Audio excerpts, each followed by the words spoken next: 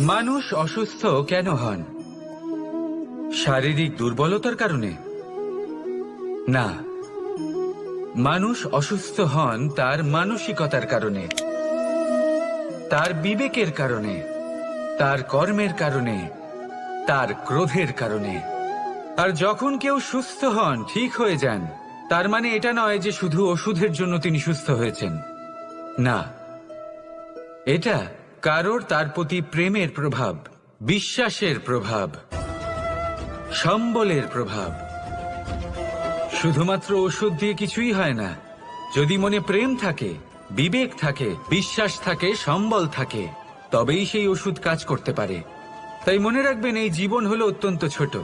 মনে প্রেম ভাব রাখুন, মিত্রতা করুন, শত্রুতা নয়। ভালোবাসুন, বিদ্বেষ নয়। আর এই ভালোবাসার সাথেই বলুন, রাধা রাধা।